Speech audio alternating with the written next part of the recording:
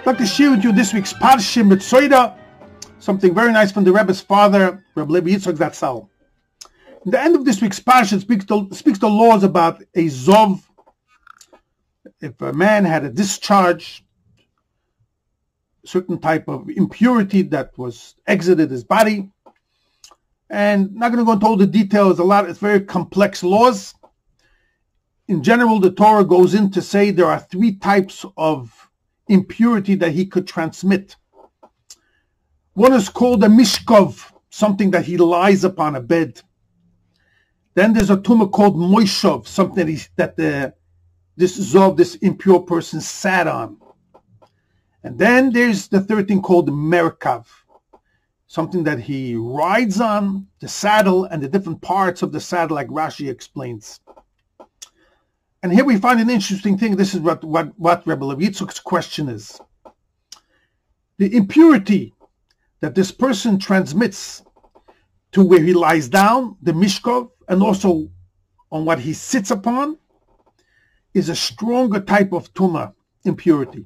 And that is that the next person who comes along and touches that bed, or he sits on that seat where that impure person sat, then that person, he himself becomes impure, but also his garments become impure. Has to be immersed in the mikvah. However, by merkav,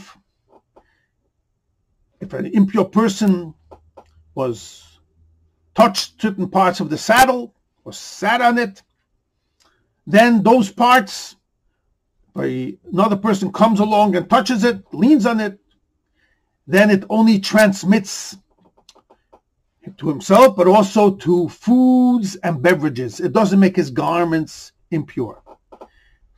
And Rashi explains this, these Chumash and Chitas, they know these laws. And so Rabbi Yitzchok asks, why is the tumah, the impurity of the mishkov, the bed, and the moishav, his seat, stronger and greater than the tumah of merkav, the parts of the saddle where he was sitting? Explains Rabbi Yitzchok something very, very nice. In general, a person is divided into three parts. Impurity, God forbid, can enter a person in three parts of his body. A person has a mind, his seichel, his das, his knowledge. That's the upper part of your body.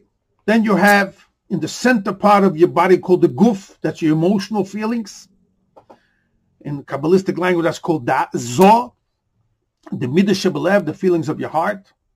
And then there's the lower part of your body, the lower part of your torso and your feet, and that is called, in general, action. It only does things. Now, when a person, explains Rabbi Yitzchok, does an avera, I'm just going to give this example. Rabbi Yitzchok doesn't say this, but in concept, I'll take, for example, the laws of Shabbos. If a person is a God-fearing Jew, and also in his mind, he'll never want to do something against Hashem. He loves Shabbos. He wants to keep Shabbos. He understands the greatness of Shabbos. And also in his heart, he would never even think about transgressing, doing something against Shabbos. But then by mistake, he walks by a switch and the light goes on by mistake. So even though it's a sin, but that's called an external sin. It only was in ma'aseh b'poel, only was in the action, but in his heart, in his internal powers of his life, his emotion and his mind, God forbid, he would never do something against Hashem.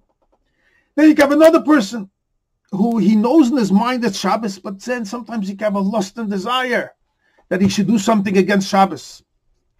And then you have the third party, God forbid, also in his intellect, he does something against Shabbos. And that's a deeper type of avera. What this Rabbi Yitzchok explains is the difference between a bed, what that symbolizes, a moishav, what you sit, and a merkav, what you ride. And he says something very nice. When you lie down, of course your body's lying down, but it's mainly your head should get rest. So your roish, if you're lying down and your body's on the bed, but your head is not, can't really rest. The main thing of the resting is your head and your body too, but in addition, the main part is that you should, your head should rest, and you should you should rest up. So Mishkav also involves the brains, the head. Moishav, when you sit, if you look, main part of your sitting up is your body. If you want to put up your feet, you have to have a reclining position or something, an extra stool for your feet, but it's mainly sitting for your body. And even your head, sometimes you need something when you sit, you need something else to support it. So by sitting, it's more the center, the part of your body. When you ride on something, what do you ride for? You ride for, instead of walking, you want to ride. And also when you ride on a horse, on a saddle, you divide your feet. And what's connected to it? Your lower part of your torso, which is more the Maisiba Poil. We call that the action part. And here's what Rebbe Yitzchok wants to teach us and tells us. Hashem is saying, it depends to what degree of impurity was involved over here. If it's only the level of a merkav, which it's more for the feet and more from the lower part of the torso connected to it.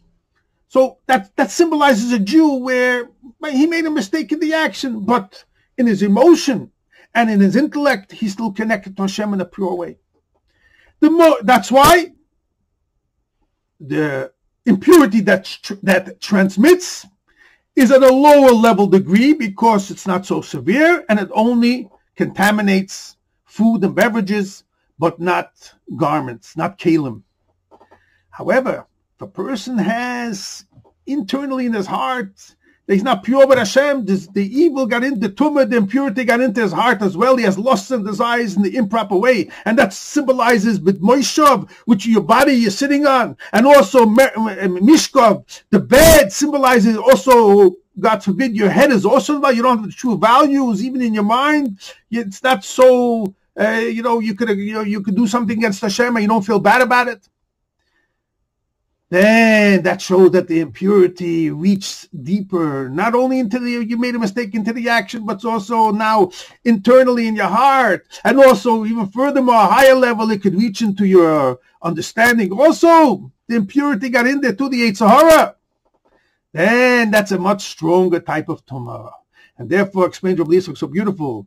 By Mishkav and Saimoishav, the tumah, the impurity transmits not only to beverages and to foods, but also to garments, to show that's a much stronger type of tumah. Levushim, he explains it over there more Kabbalistic language. You can look it up. And this is all in Mesicht, in his Chedushim of Yura B'Shas. He explains the Mishnayos over there from מצורע and all the Kalim, all of everything about purity, has a beautiful discussion about this.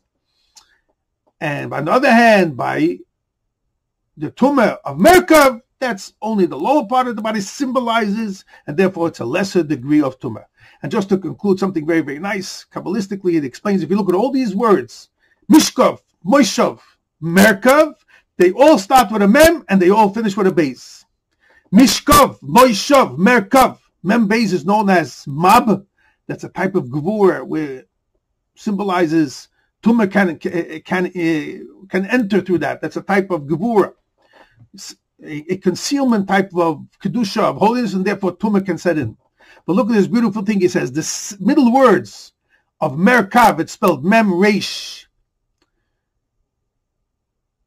Merkav, mem reish chav beis. So the beginning and the end is mab. But the middle letters, the center letters are rach. Rach means soft and minor, symbolizing this is a rach type of tumah. It's not so strong, and therefore it only transmits tumah when you touch it, only to your food and to beverages, but not to the garments. You see how everything in Torah is so exact, and that's why it's exactly the Torah mentions these three things, symbolizes to what degree the tumah has reached to.